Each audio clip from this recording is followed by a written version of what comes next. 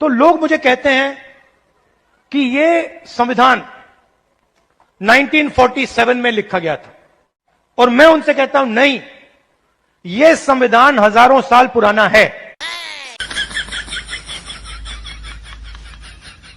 संविधान हमारे देश का हजारों साल पुराना है। संविधान हमारे देश का हजारों साल पुराना है। हो सकता है कि लिखने वाला इसके नाना के भी नाना है।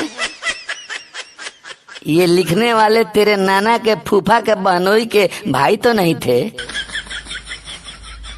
पपीता अब ये पक चुका है, कभी भी गिर जाएगा। पपीता अब ये पक चुका है, कभी भी गिर जाएगा। या तो इटली वाली को पहले ही गिराएगा। संविधान पर ही बचपन से बहुत बड़ा दीवाना है। हो सकता है कि लिखने वाला इसका नाना के भी नाना है। ये लिखने वाले तेरे नाना के फूफा के बहनोई के भाई तो नहीं थे।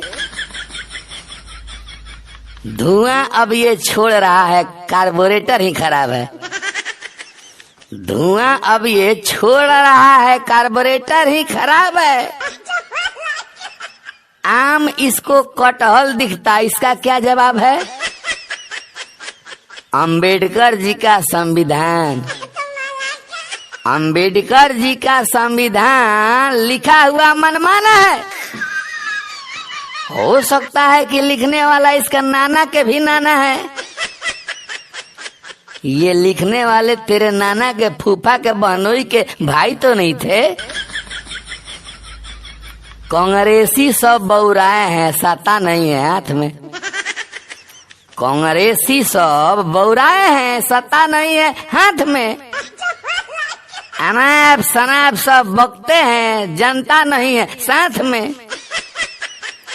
चमचे इसी को नायक कहते, चमचे इसी को नायक कहते जो आदमी नहीं पैजामा है। हो सकता है कि लिखने वाले इसके नाना के भी नाना है। ये लिखने वाले तेरे नाना के फूफा के बहनोई के भाई तो नहीं थे।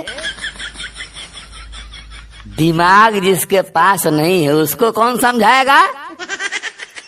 दिमाग जिसके पास नहीं है उसको कौन समझाएगा? लाख बार समझा दीजिए, इसे समझ नहीं आएगा।